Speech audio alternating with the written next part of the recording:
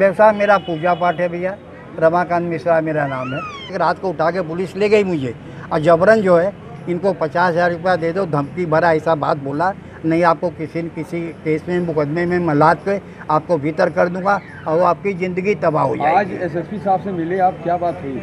SSP साहब से मैं मिला, उनको चिट्ठी दिया, एप्लीकेशन दिया, वो शायद मौके मुआना पर निकले हैं या कहाँ गए। क्या लगता है इसके पीछे कौन है, मकसद क्या है, कौन लोग हैं ये लोग? अब इनका मकसद दलाली टाइप का, जैसे कि हमको पैसा चाहिए, हमको पैसा चाहिए। तो हमने कहा भाई पैसा किस बात का पैसा होता है, मुझे बंद कर दीजिए अगर इसी बात हो तो।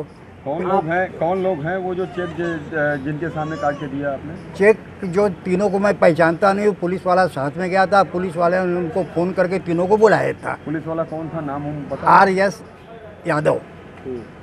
वर्दी पहने हुए थे? वर्दी पहने हुए थे, उनका बिल्ला लगा था, मैंने बिल्ले से उनका नाम पकड़ा, आर.एस. यादव करके। कैसे आप साथ देंगे उन लोगों का जो जिनके साथ इस तरह की घटना हो रही है? समिति को जानकारी होगी तो समिति उनके लिए हर तरीके से कानूनी मदद और जो भी ऊपर तक विषय उठा करके पहुंचाना होगा उसके लिए सतत तैयार है। दुर्भाग्य ये है योजना का कि आज तक लगभग 40 साल का मेरा सामाजिक राजनीतिक जीवन हुआ और मैंने किसी भी सरकार की ऐसी कोई योजना नहीं सुनी जिसमें धन का प्रवाह तो खोल दिया जाए और योजना का ब्लूप्रिंट ना हो। और सैकड़ों योजनाएं धन के अभाव में बंद पड़ी हैं जो कि जनहित की हैं, उन पर काम न करा के एक ऐसी योजना जिसका कोई अभी स्वरूप नहीं है उस पर अगर धन की बारिश की जा रही है तो इस सरकार की पूरी मंशा संदेह के कटघरे में है। राजनाथ तिवारी। राजनाथ जी, आज हम जिस स्थान पे खड़े हैं, इस स्थान की विश्वनाथ कॉरिडोर योजना क्या है वो संक्षिप्त में जानना चाहूँगा। कितने मकान प्रभावित हो रहे हैं? शुरू में तो इसमें बताया गया था कि 166 मकान इसमें प्रभावित होने जा रहे हैं विश्वनाथ कॉरिडोर में। पहले तो ये बात आ रही थी कि Vishwanath corridor Ganga pathway 2 project यहाँ पर चलने वाले हैं, लेकिन गंगा पाथवे को अब ये नकार रहे हैं कि ऐसी कोई योजना यहाँ पर नहीं है। विश्वनाथ कॉरिडोर वो बनाने को तैयार हैं। पहले ये चर्चा थी कि 166 मकान ये उसके लिए खरीदेंगे और उसको वो गिराएंगे, लेकिन अभी 3-4 दिन पहले हमारी एक ऑफिशियल से बातचीत हुई मंदिर के, तो उनके जरिए ये जानकारी मिली कि टोटल मकानों की संख्या 296 है। इसका मतलब है कि ये दायरा बढ़ाने जा रहे हैं और आने वाले दिनों में ये दायरा काफ़ी कहाँ तक जाएगा यह कह पाना बड़ा मुश्किल है, क्योंकि अभी इनके पास इस दायरे को बढ़ाने के अलावा दूसरी कोई कार्य योजना है ही नहीं कि ये यहाँ करने क्या जा रहे हैं और क्या इसका स्वरूप बनाएंगे। यहाँ पे क्रय विक्रय का जो कार्य हो रहा है उसमें किस तरह की चीज़ें हो रही हैं, कुछ संज्ञान में है आप लोगों के? देखिए, क्रय विक्रय में तो तरह तरह की बातें सामने आ रही हैं और जैसा क्षेत्र में भी चर्चा है और लोगों की जानकारियां में भी हैं इस बात की कि ऑलरेडी यहाँ पर कुछ ऐसे लोग सक्रिय हैं जो बाकायदे मकानों को खरीदवाने का काम कर रहे हैं और प्रशासन का सहयोग कर रहे हैं।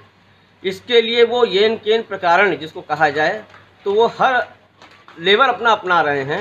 उनको धमकाना है तो धमका भी रहे हैं, उनको अगर वो देने को तैयार नहीं है तो उन्हें यह भी डर दिखाया जा रहा है कि ठीक है आज आप बेच दे रहे हैं तो ठीक है, नहीं तो कल की तारीख में हम अधिग्रहित कर लेंगे तो आपको 10 पैसे भी नहीं मिलेंगे। यानी लोगों के मन में डर भी बैठाया जा रहा है कि अगर आप बेचना है तो तत्काल बेच के चले जाइए। इसके पीछे मंशा क्या लग रही है राजनाथ जी? क्योंकि ये कोई बिल्डर नहीं है, ये कोई ऐसे लोग नहीं है। मंदिर प्रशासन इस तरह की चीज़ें क्यों करना चाह रहा है, क्यों कर रहा है? ये जहाँ तक अगर हम लोग इस बात के ऊपर विचार करें तो इसमें सीधे सीधे मंदिर प्रशासन उतना नहीं हम देख रहे हैं उसको कि उसके पीछे कोई ना कोई दूसरी शक्ति काम कर रही है। अगर उसको हम इशारा हमारा अगर आप समझ लें कि सरकार की ओर हम बोल रहे हैं तो ये सब कुछ सरकार की तरफ से ही हो रहा है।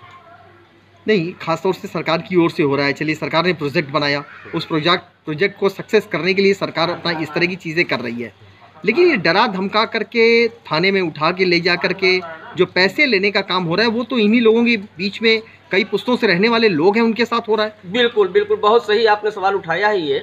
ये इस क्षेत्र की आज सबसे बड़ी समस्या बनी हुई है। कल तक जो लोग क्षेत्र में साथ साथ घूमते थे, फिरते थे, लोगों के साथ उठते बैठते थे, आज वही लोग इन मकानों को बिकवाने का काम भी कर रहे हैं, मंदिर प्रशासन की मदद कर रहे हैं। कह रहे हैं ये कि ये विकास हो रहा है क्षेत्र का, इसके लिए हर किसी को तैयार होना चाहिए।